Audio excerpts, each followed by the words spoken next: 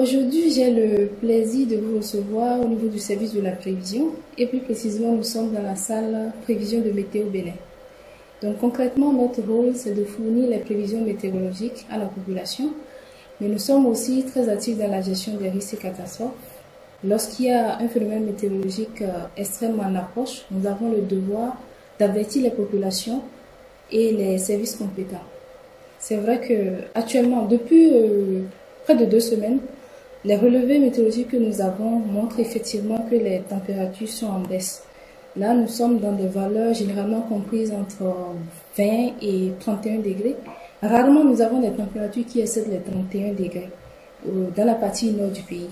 Nous sommes face à des températures douces, mais il est important de remarquer que c'est des températures qui sont vraiment en ligne avec les normales saisonnières. C'est-à-dire que il ne fait pas plus frais qu'habituellement pendant cette période de l'année, quoi. Donc, ce qui est plutôt frappant, c'est le contraste. Comme vous venez de le dire, il y a 1 ou 2 mois, dans les mois de mai et juin, on était vraiment dans des situations où il faisait extrêmement chaud. On avait enregistré des températures qui étaient au-dessus de la moyenne. Donc, ce changement, cette transition rapide entre la période de chaleur et cette période que nous observons actuellement peut faire penser qu'il fait plus frais qu'habituellement, mais il n'en est pas le cas. Les conditions météorologiques que nous observons actuellement sont vraiment typiques de la période de l'année à laquelle nous sommes actuellement. Donc, pour revenir à votre question, je vais aborder 2 aspects, la mousson ouest-africaine et le déplacement des masses d'air.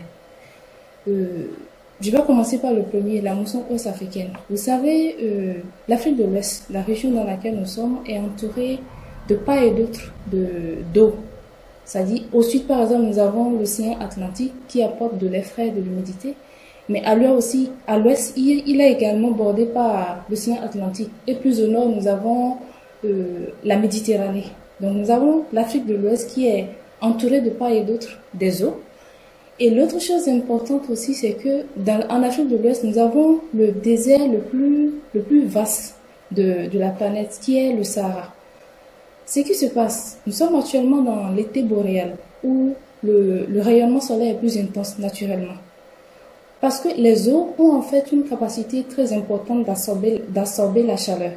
Ce qui fait que lorsque cette insolation-là est forte en été, on se retrouve à une situation où le continent se réchauffe plus vite que les autres. Donc, il va se créer alors une différence de température.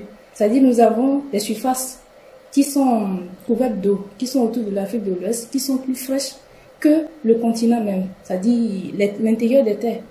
Donc, cette situation va entraîner en fait une réaction systématique de notre atmosphère qui va chercher à rétablir l'équilibre en essayant de refroidir les endroits qui sont plus chauds que les autres.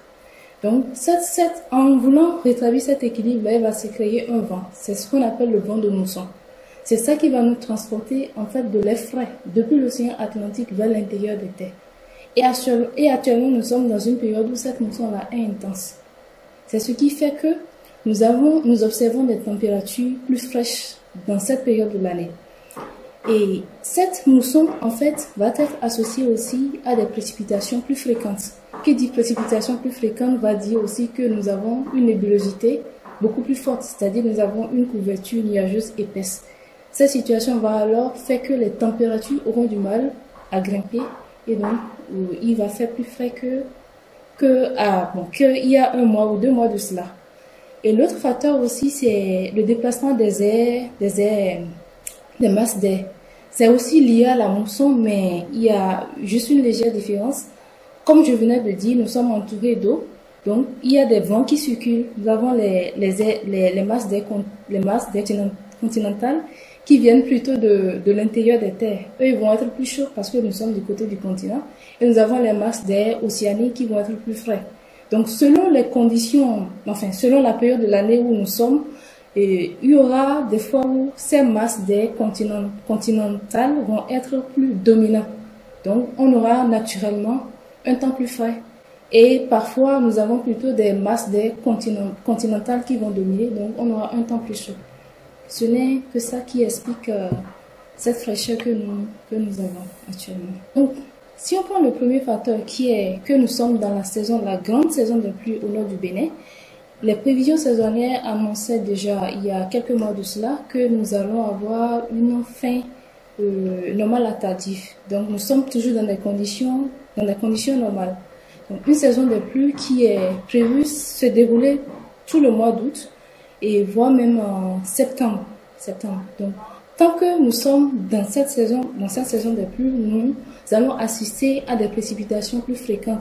Et nous tendons même, le mois d'août est le mois le plus pluvieux, en fait, quand nous sommes dans la partie septentrionale du pays. Donc, avec ces pluies qui seront plus fréquentes, nous attendons à avoir des températures beaucoup plus fraîches dans la partie nord du pays.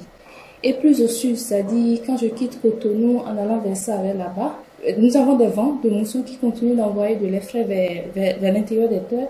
Donc, tout le mois d'août, et qui caractérise aussi la petite saison sèche au sud du Bénin, nous aurons tendance à avoir des températures beaucoup plus fraîches.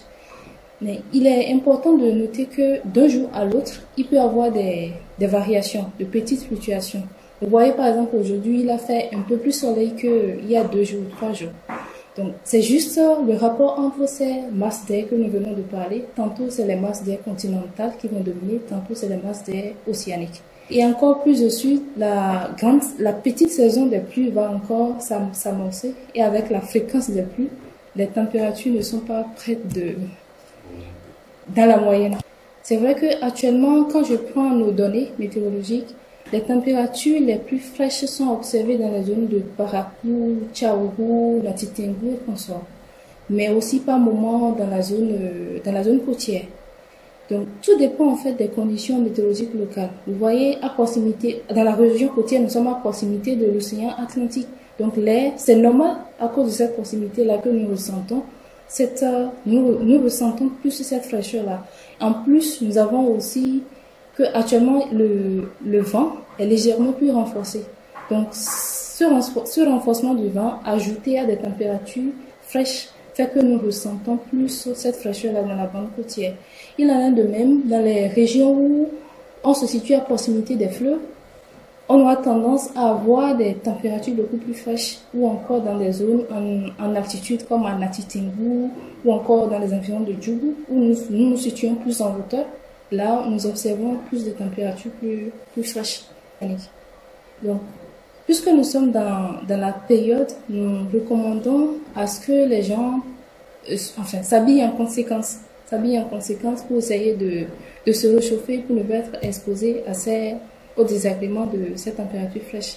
L'autre chose aussi, c'est les personnes qui sont sujettes à des affections respiratoires. Ils doivent vraiment se ménager, protéger également, veiller aussi à bien habiller les enfants ou les personnes âgées doivent aussi vraiment se protéger contre ce froid. Oui, moi, je tiens d'abord à vous remercier pour cette initiative. C'est vraiment un plaisir de partager ce qu'on fait avec la population et par votre canal, évidemment.